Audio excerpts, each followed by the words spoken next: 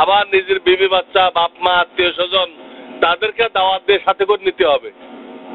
আমাদের চাঁদে গেলে হবে? মঙ্গল গ্রহে গেলে হবে? আমাদের তো 7 আসমানের উপর যেতে হবে। কাফেররা যেতে পারে চাঁদে আর মঙ্গল গ্রহে, আমাদের কোথায় যেতে হবে? ঈমান আমলের বরকতে 7 আসমানের উপরে আল্লাহ জান্নাত বানায় রাখছেন। এই না যে কিয়ামতের পরে জান্নাত তৈরি করে দিবেন, তা না। কিন্তু কিয়ামতের পরে জান্নাত সৃষ্টি করে দিবেন এমন না, বরং জান্নাত তৈরি করা আছে।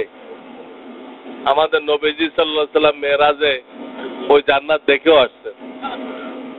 হযরত ওমর ফারুক রাদিয়াল্লাহু তাআলা আনহু তার জান্নাতে ঢুকছিলেন, ঢুকে দেখলেন যে একটা হুর হাউস থেকে উযু করতেছে।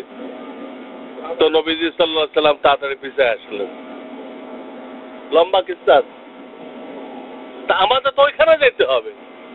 তারই প্রস্তুতি হলো এই নামাজ, রোজা, হজ, যাকাত, হালাল হারাম, বাপ মায়ের হক, স্ত্রীর হক, সন্তানের হক, এই সব তো ওইটা তৈরি। কোথায় যেতে হবে? 7 আসমান। মঙ্গল গ্রহ আর চাঁদে গেলে আমাদের পোষাবে না।